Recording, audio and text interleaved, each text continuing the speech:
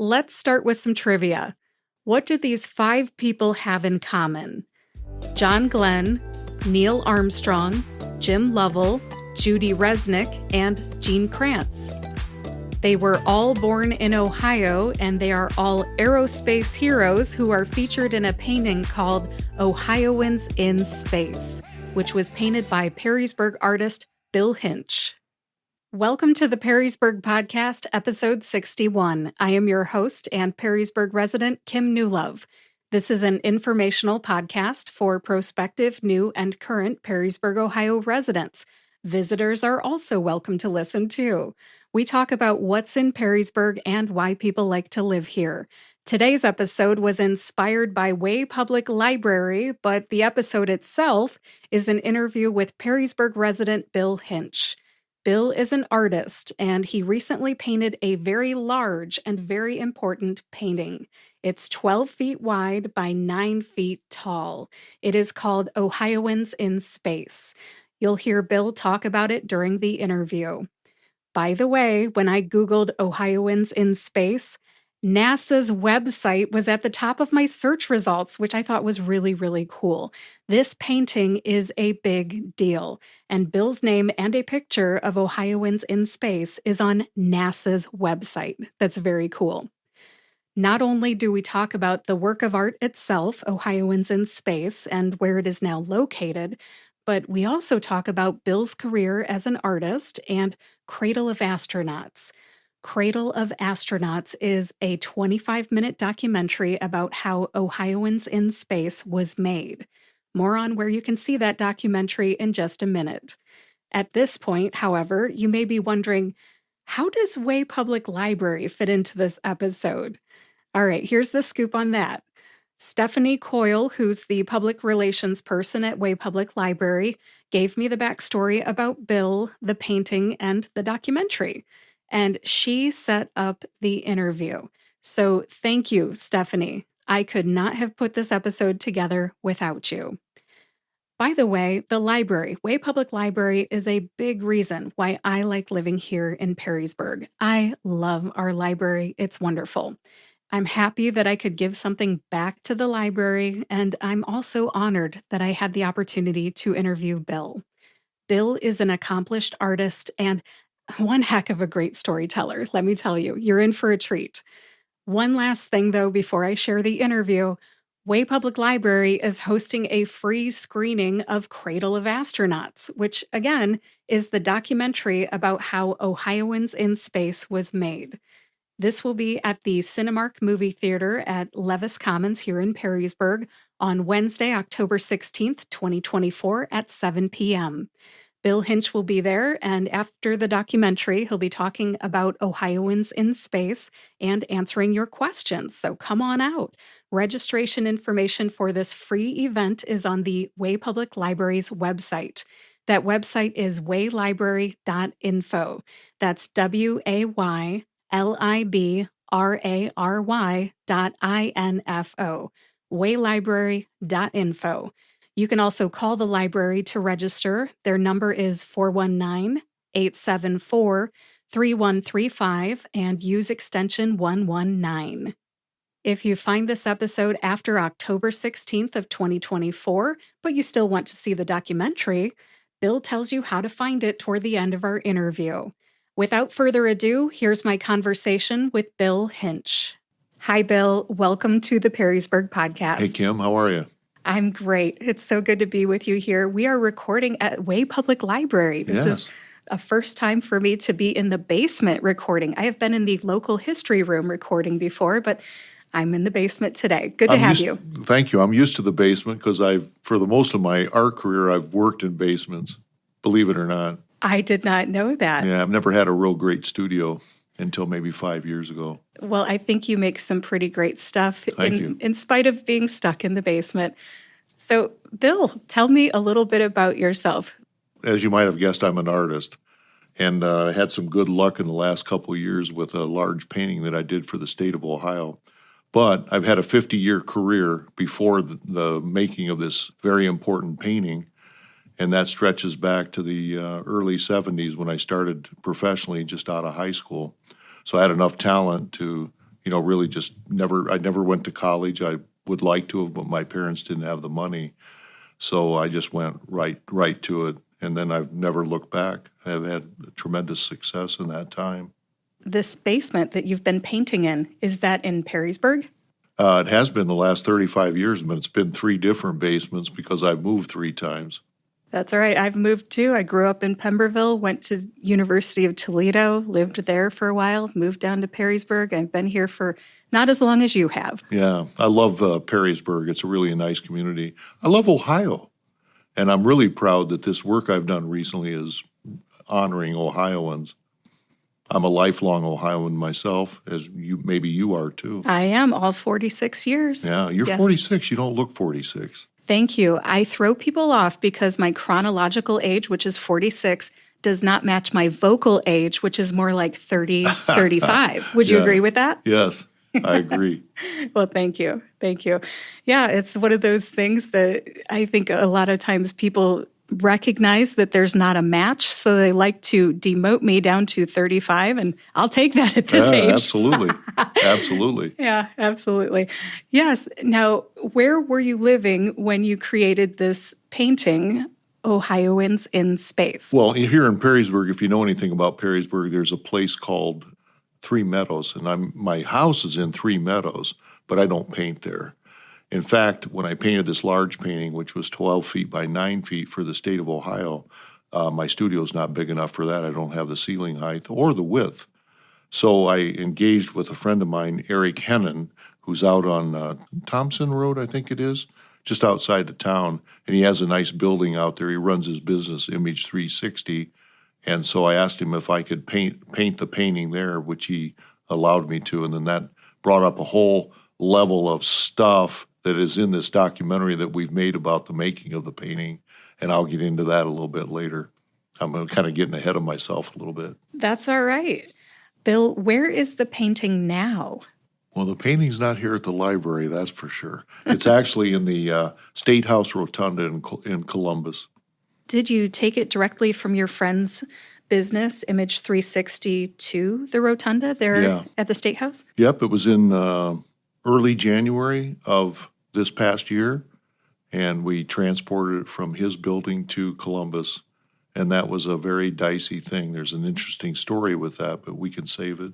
Oh, no, I'd love to hear it now. Okay. Yeah. So I had spent the previous nine months, almost a year, I've been working on this painting, and in earnest for 7 months before this moment when we transported the painting. So the owner, Eric Hennon, and I, we decided we'd just get a box truck and do it ourselves because it would be quite expensive to engage with, say, a moving company or something. And the painting is large, but we figured out at a diagonal the painting would fit in a box truck.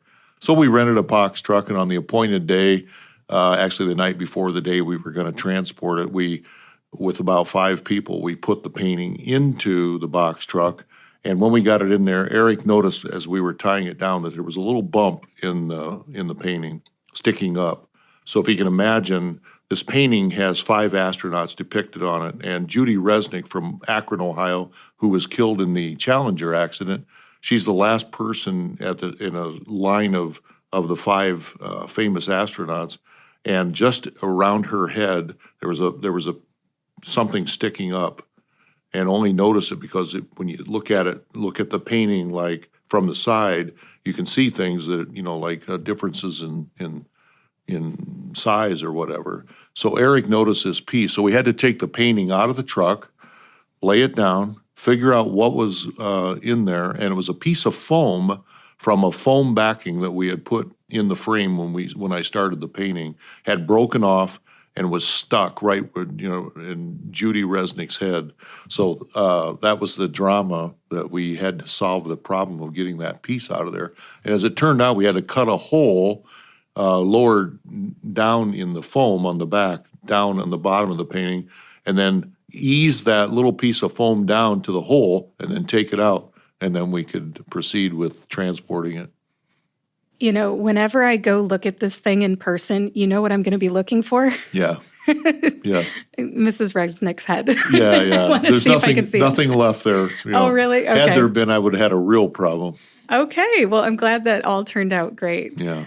Very good. One thing you could look for in the painting, if you go down and look at it on the wall in the Capitol, is you probably can't see this unless you had a pair of binoculars, but one of the funders of the painting is a very wealthy guy in Akron. He knew Judy Resnick was in the same class as her, and he put in $50,000 towards the cost of the making of the painting.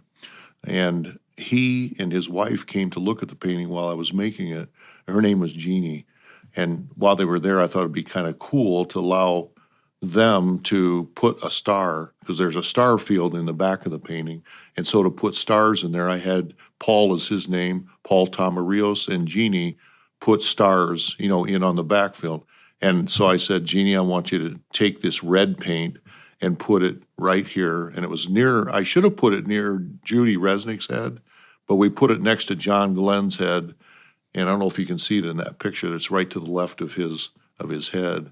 There's a red star there, and it maybe didn't photograph well.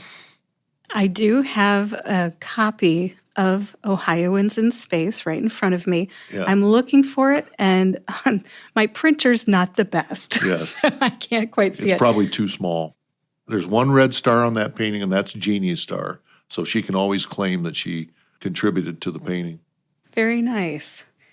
I know that there's the painting, but Yeah. then there's also a documentary. Can you Right. tell me a little bit about this documentary, Cradle of Astronauts? Okay, well, there's quite a long story to that. My son is a filmmaker here in Perrysburg, and their business, it's with his partner, Spencer LeGros, who also grew up in Perrysburg, not too far from our house. The two boys, when they were young, started to film with a little camcorder. And as they got more proficient, at some point they decided to start a business, and now it's called Loud Kid Films. So at some point, after I won the commission to do the painting, it struck us that this was a pretty special thing, and it might be worthy of documenting it somehow. For instance, the other paintings that are in the rotunda, there's 4 other paintings. Mine is the last one that will ever be there. And there's not much documentation about the other paintings, about not only who painted them, but the process of it and that. So this was a great way to kind of establish the historical record of making the painting. As we got into it, it became more entertainment than historical document. And I think as people will come to the Cinemark Theater in Levis Commons in Perrysburg and they see the documentary, they'll be very entertained by it. There's a lot of humor in it. There's some interesting facts about the astronauts. There's the story of how I painted it, what I ran into, that kind of thing. Do you talk about what inspired you to make this painting? What inspired me was a $150,000 commission for doing it. And who did that commission come from? The Ohio Arts Council. Okay. Now, they're a private, it actually is through the Capitol Square Foundation at the Capitol, and they fund everything having to do with the Capitol, including everything, all the paintings that are inside. That comes from private donations. Used to be legislated where there would have to be a law passed and then money set aside, from the legislature. But as people got to be more critical of the expenditures of government, they went the private route. So anything of that sort these days is privately funded. And just to tell you the quick story about how the painting came about, I think this could be interesting for people listening. I had a friend of mine who knew that I did aviation painting, and he and I had worked together on e-learning projects and learning map projects in the past. He called me one day in October of 2022, and he says, he calls me Billy, and he says, "Hey, Billy, did you know that the state of Ohio put out a commission for the Ohio Astronauts painting?" And I go, what's that? He said, yeah. So he sent me a website. I looked at it. My eyes popped at that $150,000 figure. And then I said, I don't know if I can really win this thing, because I'm kind of a nobody artist in Nowheresville. Found out, though, that it was only Ohio artists that could apply for it. So that narrowed the field, maybe making it more possible for me.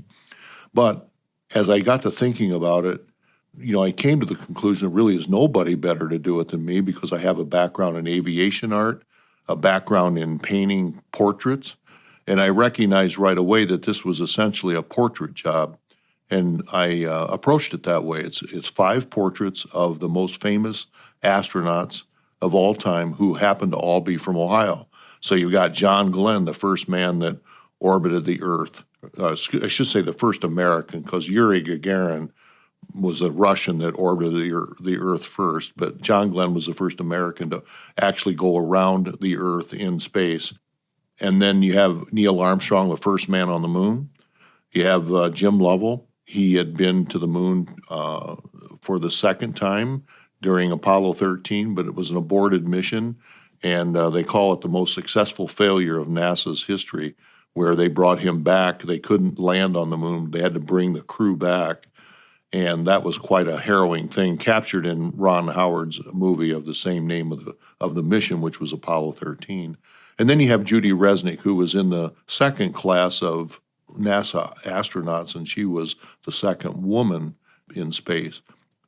Sally Ride was the first woman to fly as an astronaut, and then Judy Resnick was the second. And she was among the first scientist astronauts. Before her, most of the pilots, or most of the people that flew as astronauts, were pilots, usually from the military and from test piloting, because they needed the seat of the pants guys to, take the risks that test pilots are noted for and can do.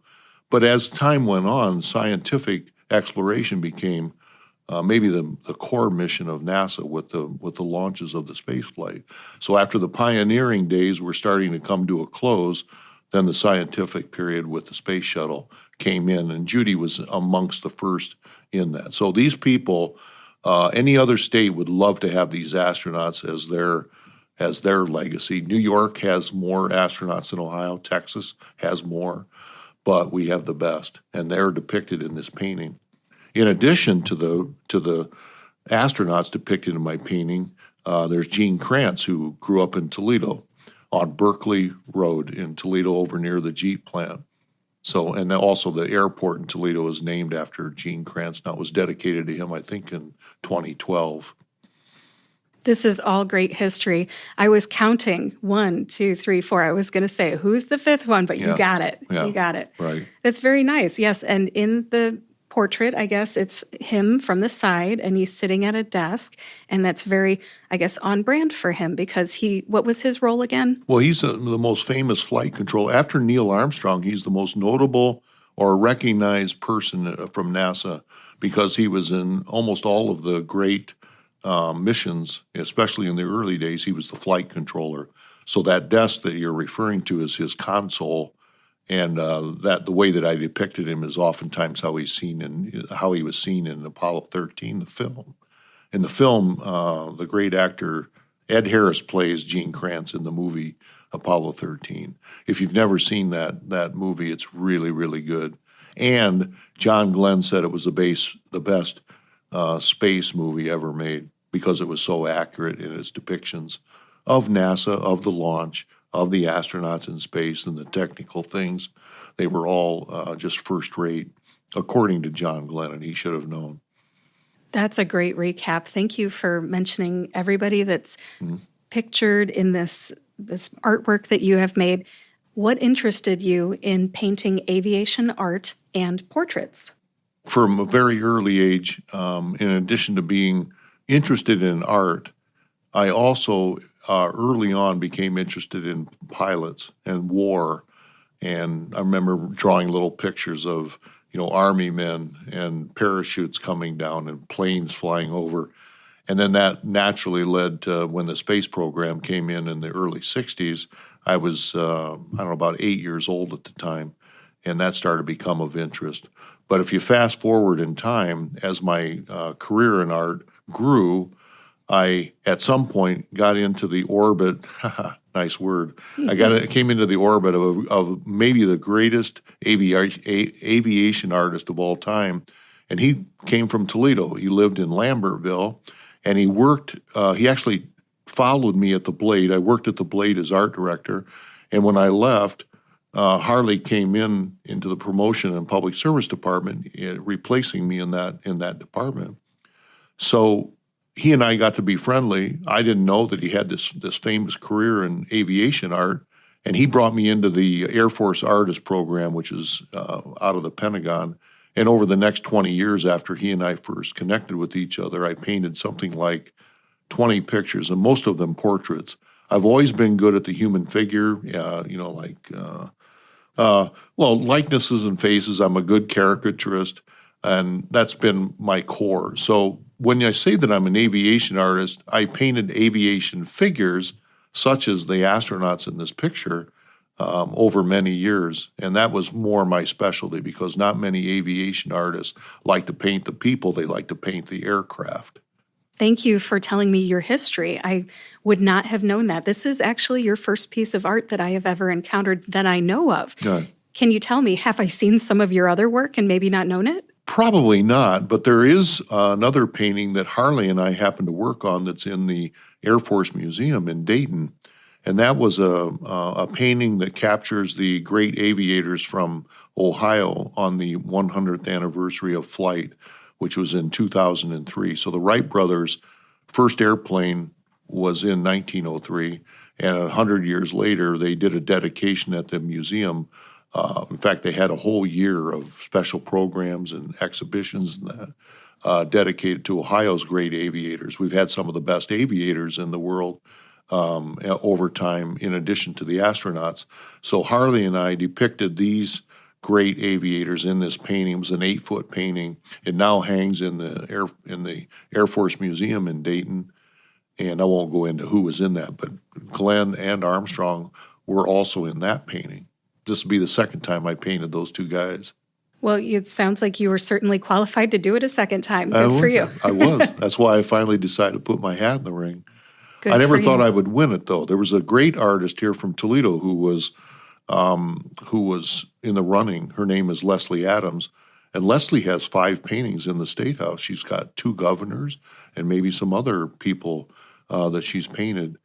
And I thought she would probably win it. I was up against her. But I think where I shined that maybe she didn't was in the concept that I put forward. It happened to capture the imagination of the committee that made a decision on this. So they picked me, and the rest is history, so to speak. Congratulations on winning the commission. And now you're painting, as large as it is, that is ginormous. 12 feet by 9 feet is Yes. hanging in, you call it the State House, right? Yeah, State House Rotunda. The Rotunda is a round area. It's the same in the U.S. Capitol. There's a round area right in the center where the dome above sits. So if you look up from the Rotunda and look up, you can see the dome of the Capitol in Columbus, but it would be the same in Washington. And that is the place where the painting, there's only 5 paintings there. The first painting, which was from the 1860s by a guy by the name of Powell, depicts Commodore Perry on the Battle of Lake Erie. And it looks like it's the largest painting there, but it really isn't. But it's the only one in the round area of the Capitol, the Rotunda itself. But coming off of the Rotunda are east, west, north, and south are wings, so to speak. And there's a stairway in each of those. And on those side walls of those exits from the round area of the Capitol is where the paintings, the other paintings lie. So there's 2 paintings by a very famous artist in the early 1900s from Ohio by the name of Howard Chandler Christie. And having my painting near 2 of his is a real honor, because when I was a kid, he was one of my favorite artists along with Norman Rockwell. So I've gotten to know the people that live on the property where his studio still exists in Southern Ohio. And in fact, I'm going there next week, and I'm on a panel talking about Howard Chandler Christie at the Zanesville Art Museum. I Thanks. think that's really neat that you are honored among other Ohio artists. Yeah. Congratulations. Thank you. We have talked a lot about the painting, but we haven't talked much about the documentary. You really sparked my interest when you said it's funny. Yes. This is a serious thing, all these astronauts and going into space exploration. How is the documentary funny? Well, there's a number of funny things in it. Most of it has to do with things that went wrong. But the funniest part is the relationship between me and Eric. Now, Eric is a real conservative guy. In Ohio, we have this bifurcation, pretty much equal, left and right, and very, especially on the right side of the spectrum, people that are very adamant Republicans. And Eric is a very conservative right-wing person, and I'm not super left-wing, but I'm left of center. And so he and I have a worldview that's quite different, but we're also two completely different people in terms of how we process the world and our work. So when I came into the studio, I didn't know what it was going to be like. I sat up on the first day, and pretty much right away, Eric would play talk radio. So it'd usually be Glenn Beck, or there's a guy here in Toledo that has a nationally known radio program, and he plays that every day on WSPD 13. So while we're in the studio, I have to tolerate listening to this right-wing radio in the studio, and it eventually became hard for me to work. So I had different strategies. Eric would have that on, and when he would leave and go out into the other part of the shop to do something, I would tell Alexa, turn on Chopin, because I like to listen to classical music when I'm working, because it's quiet and I'm kind of left to my own thinking, and I don't have to concentrate on somebody's talk. And then when Eric would come back in, he would say, Alexa, put on WSPD 1370. And so we call it the dueling radios. So Eric and I, this is depicted in the film, Eric and I would have this battle going on with the radios. So that was one thing. And then Eric also is going along with his right-wing persona. He's interested in guns and boating and all kinds of things that way, which I have no interest in. So we have a segment in the movie where he's shooting his, it's not an AR-15, I don't think, but it's an automatic weapon of some kind. He goes out and behind the building and he shoots targets that he puts up. And so we show that in the film. And then there's a hilarious segment that has to do with a sign of Trump Pence from the 2016 campaign, or was it 2016, a sign left over because Eric's shop is a sign painting business. And so he had a large sign that had been taken out of a yard, and he just stored it in the building, and somehow it ended up in my work area where I was working on the painting. So I came in one morning, noticed the sign, and then it shows in the documentary. I take the sign and I put it in the trash, in the trash bin outside of the painting. I march it out there, put it in, go like this with my hands. So that's in the painting. It's funnier to see it than for me to describe it. So I would urge people to come out to the Cinemark Theater at Levis Commons and see the film so they can see what I'm talking about. I hope I haven't given away too much, but I think that's the main funny thing in the film is that segment with me and Eric. Thank you for clarifying the humor that's in there. I can imagine that most of the documentary is about paint on canvas, and your hands and how you created this work of art from your imagination. Yes. Yeah. Were you given any materials? I mean, do you talk about photographs of the astronauts that were given to you, or any sort of requests from the people who commissioned the painting? Is that all covered in the documentary as well? It's covered in the documentary, and just to explain real quickly, nothing was given to me. In fact, it was all my decision on who I depicted, how I depicted them. So, each of the artists, there were 3 finalists. There was 40 artists to begin with, and 3 finalists, me being one of them, Leslie Adams, the other person, and James Pate, another great artist in Dayton.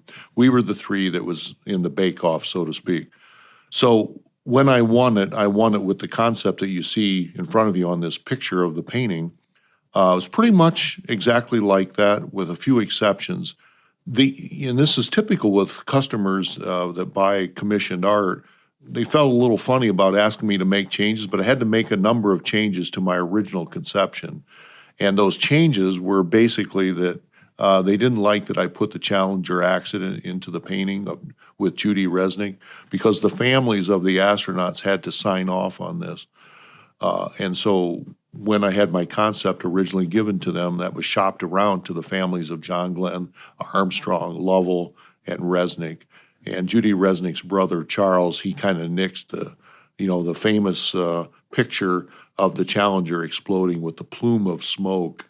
That's what I had depicted in the film. And then with John Glenn, I had his helmet on in my first conception of it at a slightly different angle than when I finally show it. And his family said, well, why is our guy has a helmet on and everybody else doesn't have a helmet on so you can see their face? So that was the other thing I had to change. And then the last thing was that along with the Challenger accident, I had depicted the Challenger spacecraft, the shuttle, and as I had to switch away from the Challenger accident, fortunately, Judy had flown the Discovery, an earlier version of the space shuttle, a couple of years before that mission. And so I switched simply to the Discovery space shuttle from the Challenger, and that was the last change. That sounds like you have to follow somebody else's wishes, and very much so, because I can imagine, like I said, you have paint on canvas, of course, you have your imagination, but then you got edited, and that's Right. that's not too, uncommon in life. Yeah, it's very common in life. It's not so common in fine art. Usually fine art, and I would say that this piece is fine art versus commercial art. It's about the thoughts, feelings, worldview, depictions by an artist who is representing what's in their mind. And so with this somewhat follows what an illustrator, which is what I am, has to put up with, which is clients that see it very differently from you, and they're paying for it. And so what they want is what dictates what is going to be in the work of art. I was very comfortable with that. It was one of the things I think attracted the Ohio Arts Council also to me, was I had a willingness to work with them to get the final painting. I didn't see it as my little baby that couldn't be changed. I saw it as a work in progress that would naturally bring in other people who have an interest in this to inform what the painting would become. It's a little bit misleading to think that the painting hardly changed from the beginning, but it really didn't change that much. That inclusion that I mentioned about the Challenger and the helmet on John Glenn's face, those were very minor things. The painting is essentially my first concept that I had depicted to them, and they really liked that I put Gene Kranz into it. I wouldn't have had to. He's not one of the astronauts. It is, after all, it's a painting dedicated to the astronauts, but I put Gene in there because he's from Toledo, and I've lived in Toledo for many years now, in Perrysburg being a bedroom community of Toledo. And so I wanted Gene depicted in the picture. Once they saw that, they thought, boy, that just makes total sense because of his stature in the history of NASA. Yeah, you made some good choices, and I like that you were flexible. You were able to work with them to achieve their vision. I really appreciate people who aim to get it right instead of trying to be right. Mm-hmm. There's so many people in this world who aren't flexible with their vision. Yes. And what really matters is that this is right for Ohioans. Right. Yeah. Very true. Yeah. Did you come up with the name of this, Ohioans in Space? It's funny you mentioned that because the name of the documentary is Cradle of Astronauts. And that's what I called the painting. I had to do a small version of the painting, 40 inches by 30 inches, in advance. And so I got a little brass name tag that I put on that to try to establish. They kept calling it Ohioans in Space, the council did, and I thought Cradle of Astronauts was a better name for the painting. So I wanted to establish that with this little brass nameplate, and I put Cradle of Astronauts on that, thinking it might influence them to go with my title of the painting rather than theirs. But it didn't work. So it's been Ohioans in Space from the very beginning. But I ask you, which name is better, Cradle of Astronauts or Ohioans in Space? I like them both, honestly. Okay, very good politic answer. But I like Ohioans in Space better, to be perfectly honest, okay, because that's good. I feel like it's part of our identity. We are Ohioans, yes. and therefore Personally, I like Ohioans in Space better. Well, that's great. Now, as I was doing the painting, I had three conceptions of it originally. The one that I chose was the one selected, but I kind of was hedging my bet. I had two other concepts that when I presented the one that I had chosen, I also showed those in case they thought one of those was better. But before I gave those to the state to make a decision, I asked about 50 people. I said, which one do you like better? And I showed them the three. And a lot more people chose an alternate version of the painting that is not the final painting. So that was kind of interesting how people saw it. They really liked it better. And I can't tell you why, but I think it might be because it looks more like a movie poster, whereas my final painting doesn't so much look like a movie poster. And my final painting has a story attached to it, and that story is very evident in the arrangement of the picture. Since people on the podcast here can't see it, I'll just describe that these four figures of the astronauts and Gene Kranz, they form kind of a linear chain that goes from the Earth to the moon.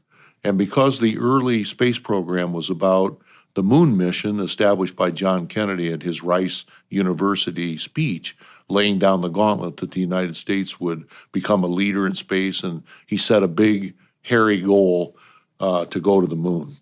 And that's that was the organizing principle that was sort of the big bang of the moon project. And in 10 years, he said that, send spacemen to the moon and bring them back safely to the Earth. That was the simple vision that America could coalesce around to, make it happen. And by God, we did it. NASA didn't know how to do it. There was a whole lot of testing that had to be done, inventing new things. And a lot of our modern devices really came from that early exploration of space. Your cell phones is directly related to that. The power of the cell phone today is many magnitudes greater than the whole spacecraft that went to the moon, in terms of processing power and that. But a lot of that technology that was developed migrated into many, many areas of common life. So we've benefited from the space program a lot more than people realize. When you talk about how the painting is organized, Ohioans in Space, Yeah. I am looking at it right now and I see the Earth in the bottom left and the moon up in the top right. And you're right, there is kind of like a diagonal line from Right. left to right. And yeah, I think people sometimes like organization when they don't understand something. If you organize it for them, it makes it less distance between not understanding and understanding what you're looking at. Exactly. So, that's a very good observation. And where it stems from is from my career, actually. Here in Perrysburg, back in 1992, a little company was born. It was called Root Learning. And I was one of the founders, along with a guy by the name of Randy Root. And Randy and I made a product called a learning map. It still exists today. It's very popular across the world in large corporations. And those learning maps, we found out real early that a path of some kind, so a directive path in a visual, was much better than if you just had objects, floating in a visual space. And so that very thing that you're talking about is a directed way to go through a visual we found was important. And so it was natural for me to set up this painting in a way that's very overt and easy to understand. It goes from left to right. It has the Earth, it's the celestial body, so it has the Earth, and in kind of a triangle, it has then on the upper right side the moon, and then if you move down from there, it shows the Milky Way galaxy. That forms a triangle, and then there's this linear line that is actually like a stair step. And this comes from, originally my concept was, I thought maybe the title might be Stairway to Heaven, trading off of the famous song. Mm-hmm. And that stair step to the heavens, kind of intrigued me somehow. So when you look at the figures on there, it actually forms a stair step, going up. And that's, it's not very overt, but it's subtle. And that also was part of the concept to begin with. And then encompassing the whole thing, I have what's called a parabola, which any aviation person would know what that is. I have a parabola built into as a kind of a feature of the painting that surrounds, basically coming from the space shuttle, and it surrounds the astronauts and comes back to Earth. And on that coming back to Earth, I've depicted John Glenn's Friendship 7 spacecraft, and on the other side is a space shuttle. And it turns out that when I switched from Challenger to Discovery, John Glenn also was on Discovery when he was 77 years old. He was the oldest astronaut to fly into space. So the picture kind of completes itself. Starts with John Glenn, ends with John Glenn. That's more symbology than I think I would have recognized with the naked eye, but I get the full story here on the podcast. This is great. Here's the interesting thing. We had a gala when the painting was presented to the state of Ohio, and there's 400 people there. All the families came in one way or another. And Gene Kranz is still alive, and he came to this. And in a private moment, we were standing looking at the painting together, and he said, the whole history of NASA is in that painting. What a compliment. Yeah. Coming from that guy, it was really satisfying to me to have him say that. I didn't think of it that way, but it is true. The whole history of NASA is in the painting. That's very validating. It makes you feel like if there were a target, you hit the bullseye, sir. Exactly. Yes. And the Ohio Arts Council saw it. That's why they picked me. Yeah. Now, I didn't know as much about the history as you obviously did prior to painting this. I feel like you mentioned there's some chronological progression in here too, starting with John Glenn and then going to Neil Armstrong, first man on the moon, then Jim Lovell, and then Judy Resnick. Now, that also happens to be the order that those missions happened, those people. So that also is part of the story. It tells the linear progression from the early days of the space program to the moon, and then beyond that in terms of the scientific story. I like that. I'm a very rational person, and I just feel like I've learned something. In addition to just seeing the faces of these Ohioans, I feel like I learned something. Yeah, so this exactly. It's a great painting. And it stems from my learning career as well. I do learning products, and that educational aspect of the work is just built into me. So there's a lot of me in that painting as well as the astronauts. I mean, I lived it for a year, painting it and conceiving of it and doing versions of it and doing changes, and so it was all consuming. I basically had to put my business a little bit on hold, although I have a staff that carried on while I did that work. And today I think I'm transitioning to becoming just purely a portrait artist, and that'll be the last part of my career in my life. I'm 69 years old.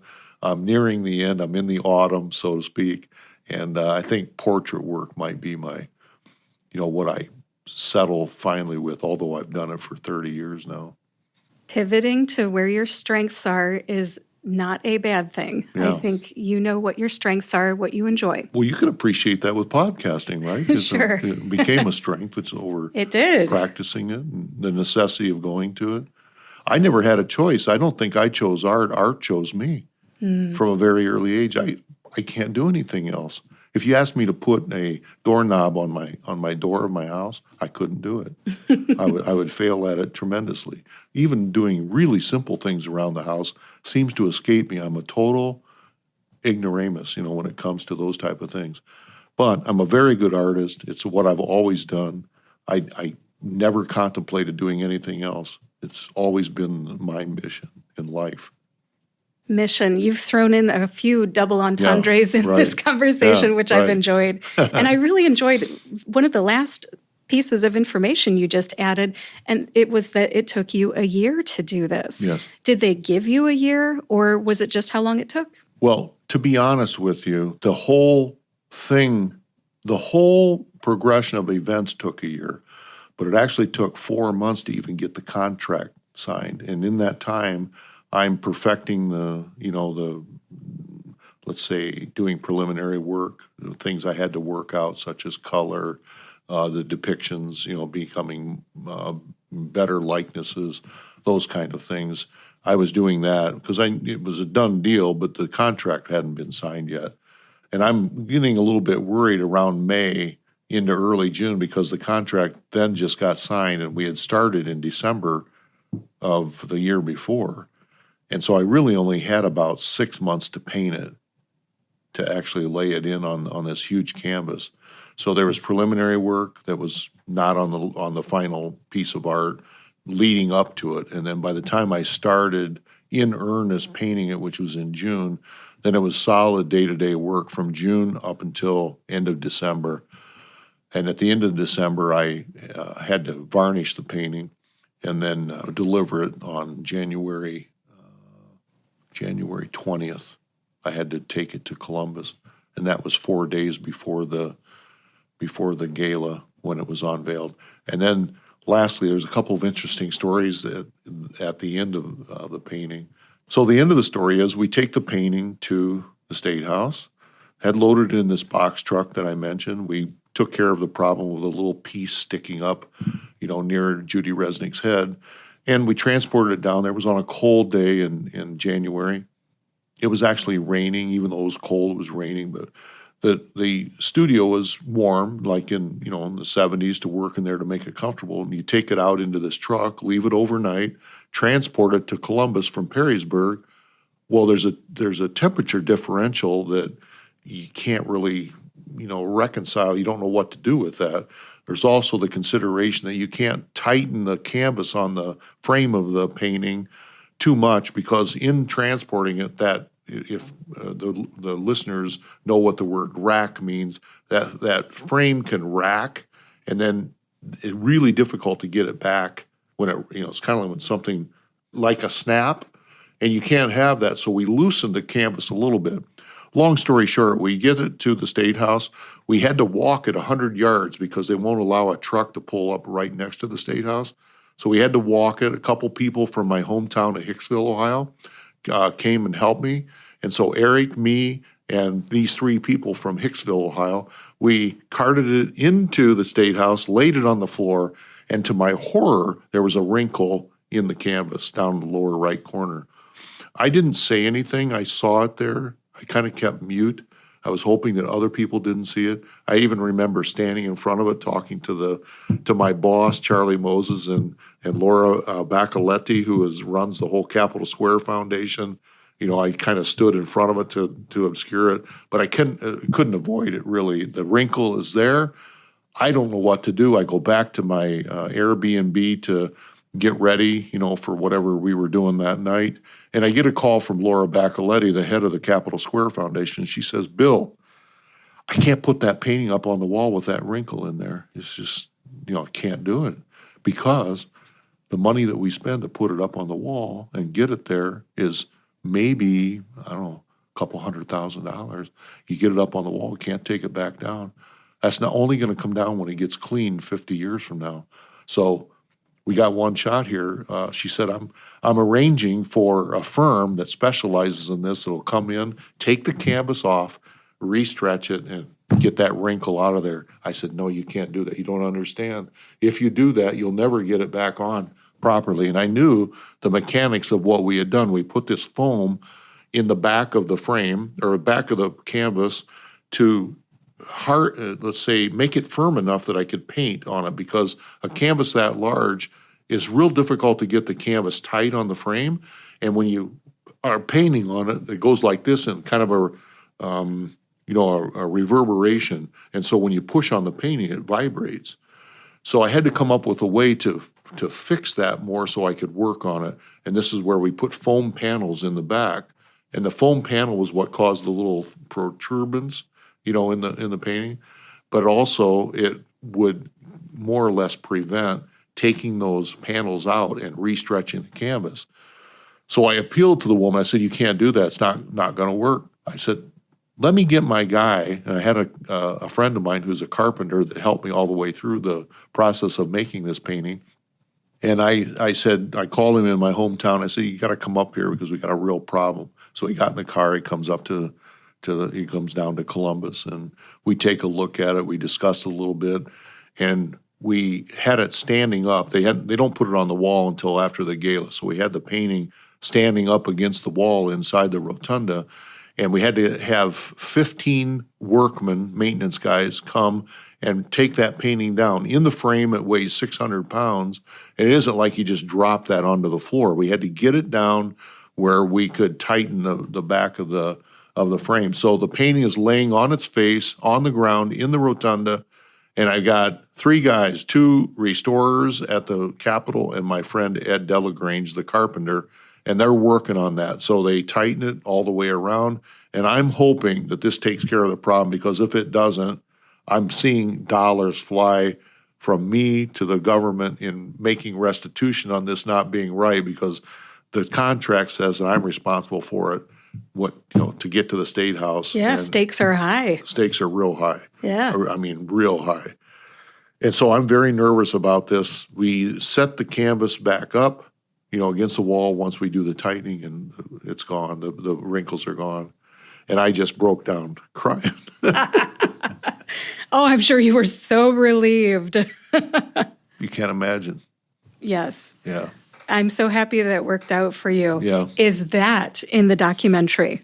No, it isn't fully described. We're doing a longer version of the documentary. We need to get some money to finish it. It's about a half an hour. When people come to see this in Perrysburg, it's about a half an hour right now. We want to make it to an hour or 90 minutes so that we can either get it on Netflix or on PBS. And in doing that, we're going to need some more money to do it. And so the full story of the wrinkle will be in the longer version. But the last bit of drama was that when we unveiled the painting, and this is in the documentary, they decided to do it like a countdown. They have a curtain over the painting, and everybody that's at the dinner comes out into the rotunda to see the unveiling. And they did a countdown from 10, 9, 8, 7, 6. And at the, when they get to 0 or to 1, they drop the canvas, or they drop the curtain, and the pole holding the curtain comes down, and it almost put a hole in the painting. But worse than that, it almost hit Gene Kranz on the head. And fortunately, Neil Armstrong's son caught the pole before it hit Gene. And so that was another kind of interesting thing. And that's fully documented in the film. Wow. And that's in the documentary? Yeah, it's in the documentary. You can actually see this because we filmed it. My crew, or the Loud Kid Films, my son and his company, they filmed the whole gala, so we've got that as a record. And unfortunately, we couldn't show too much of it in the film, but that part of it is in it. Yes. So you can see Neil Armstrong's son catch the pole and save Gene Kranz's life, and save my painting from having a big hole in it. Yes. Oh my gosh. You got to quit living such an exciting life here, Bill. Yeah, exciting for about 15 minutes. That's my 15 minutes of fame doing this piece of work. I'm so happy that the unveiling was eventually successful and that we'll get to see it in the documentary. Right. Will you be at the showing of the documentary at Levis Commons? Yes.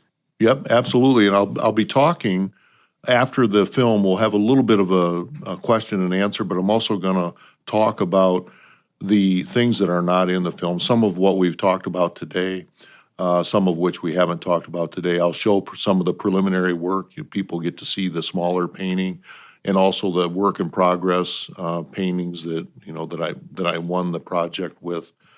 So I'll talk then about other things relating to the making of the painting and what went into it, the research I had to do. Just all of that will be discussed post showing of the film. And this is where Way Library has been very instrumental in making this all possible. They have funded the ability to take it into a local cinema. Well, this was shown at the Wapa Theater in Wapakoneta, but that's not a big movieplex like this one is. We first showed it in Neil Armstrong's hometown of Wapakoneta at the theater that he probably went to when he was a kid. And that was a single screen theater, I betcha. Right, exactly. Yeah, I get where you're coming at with the multiplex. Small town, yeah. So there's more than one screen. Right. Yes, I get you. Yeah. When's this documentary going to be shown? Tell me all the details. Well, on October 16th, and this is Way Library and I have worked this out. We're going to show it at Levis Commons, is the name of the shopping center, and then it's the Cinemark Theater on October 16th at 7 p.m. And so if folks want to come just a little bit in advance of that, like any other movie, you want to get there not right at the appointed moment, but sometime maybe around 7:15 or so we'll start to show the film.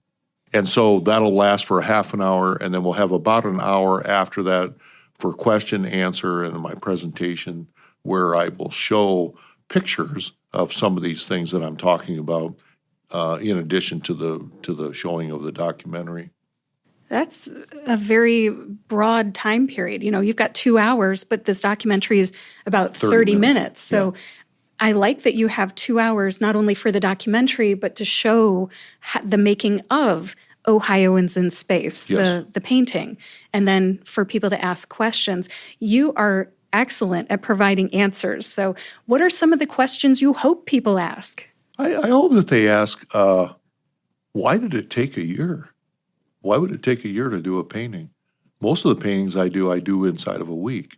What's special about doing and I'm going to save that for October 16th to answer that question. If somebody wants to ask it, I'd be glad to give an answer. Maybe most people are not interested in that. I don't know. But it is a notable thing. A year to do a painting? I think we're whetting their appetites right now. You're telling part of this story, but I think once we get into the theater and people start asking questions, or if they're quiet, you might say, well, hey, these are some things I want you to know. Yeah. What are some of the other questions you hope people ask? About the families. I hope people want to know what the reactions were from the families of the astronauts. Every one of those people were represented at this gala. In fact, even Gene Kranz, who was personally there, his daughter came with him. He lives in Texas. His daughter lives about 2 miles from him. She visits him every day. And similarly, Jim Lovell is still alive, but he's got a little dementia now, and so he didn't come to the gala, but they filmed him reading something. And Tom Hanks also at the gala filmed something that was sent in. Sherrod Brown also did a little tribute, video that he sent in. So there was a number of representatives from the families of the astronauts there. And I can tell a few stories about that as well at the October 16th presentation. These are all good prompts, really, because I hope people listen to this episode, and I hope they come with their questions. And I'm sure they're curious now after listening to this. Yeah. And now, what if somebody can't make it to see the documentary on October 16th and they want to learn more? Sure. How can they find out? Well, they can first of all go to ohioastronauts.com, and they can also go to ohioastronautsdocumentary.com, and both places have different kinds of information. Over and above that, we'll put it up on the web so that people can see it after the fact. On those websites? Either on those websites or just a direct link that we'll give to Way Library, and they can send it to the people that come to the documentary as maybe a special thing in one of their communications, and then people can just go online and watch it. If you have time, I'll tell you another quick little story. When we showed this film in Wapakoneta, I didn't know at the time, my son, Alex Hinsch, Loud Kid Films, he didn't know how long he could make it. He said, Dad, I think we can get a good 11 minutes. I said, well, no, Alex, you don't understand. We're going to invite people all over Ohio. They're not going to come to Wapakoneta to watch 11 minutes of a film. It's just ridiculous. He says, well, yeah, but that's the way the film festivals do it. An 11-minute or 15-minute production is de rigueur, to have at a film festival. I said, it's not a film festival. You don't have 50 other films that are being shown where somebody can come for a week, and spend their time. This is one night, one event, so 11 minutes is not going to cut it. So he started to think about how he could make it longer. I said, well, you got to have at least a half an hour, I think. He said, oh, man, I can maybe get 20 minutes. Okay. So that prompted me to start looking for a second film that we could show along with this film in Wapakoneta on the night before the 55th anniversary of the moon landing. That was when we had set the date for this. So I found a little film called One Small Visit that was about a very unique happening in Wapakoneta in 1969, just after the moon shot, when Neil Armstrong went to the moon. And essentially, this movie, One Small Visit, is about an Indian family from India who had migrated or emigrated to the United States. They lived in Delaware. The daughter, who is depicted in the film, it was her and her husband, Nirmala and O.C. Abraham. Nirmala, who is now in her 80s, she was 25, 26 at the time. She was really interested in the space program, and when the launch of the Saturn V that Neil Armstrong went up in the Apollo 11, she had been at home with her husband and her little baby and her mother, and they had seen that on TV, and she was just transfixed by that. So a couple months later, in the fall of that year of '69, this is after the moonshot, they had to come to Ohio for some reason that had to do with his O.C. Abraham, his work as a kind of a religious evangelist or missionary, I would say. He had to come to Ohio to Salina is where he was coming to. And on their way, they saw a sign that said, Wapakoneta, home of Neil Armstrong. So Nirmala was really interested in that. Well, we should go in and see what the town is and that. And the mother's in the back seat with the baby. And she says, yeah, well, let's go visit Neil Armstrong. And, Nirmala and her husband, they said, well, that's kind of crazy. But the mother persisted, the grandmother. Her name was Elizabeth George. So they all go into town. They go to a diner, and they find out that Neil Armstrong's parents just lived down the street. They go to the house. They had the gumption to walk up to the door, knock on it, and Mrs. Armstrong was at the door. And she was kind of taken aback because they had saris on, if you know the Indian dress, the traditional dress. Sure do. The two women, mother and daughter, Elizabeth George and Nirmala, they had their saris on, and they had ice cream cones in their hands. And they said, well, we just came to visit Neil Armstrong. She said, well, come in. So they came in, she sat them down, she served them tea. This is Mrs. Armstrong. And they got to, into a little conversation and that. And when Mrs. Armstrong had come to the door, Elizabeth George was a little self-conscious about her ice cream cone. She sticks it in her sari. And so when they're sitting there having a conversation, the ice cream is dripping all over the Armstrong's floor. So that was kind of funny. And in this film, it depicts all this. While they're there, there's Neil Armstrong happened to be in the house that day. So he comes out and he spent some time, with them. And he had just been to India on a worldwide tour after, hitting places around the world on the heels of the space launch, to the moon. So he was, a little bit familiar with Indian culture, and that had a nice conversation with him. And then when they ended the day, the spending time with Neil Armstrong and his parents, they went outside. And Neil took the camera. He was self-conscious about being in photographs. So he grabbed the camera, the family camera, and he took a picture of them all on the porch. And I made a poster out of this, so I'll sell if anybody wants it at the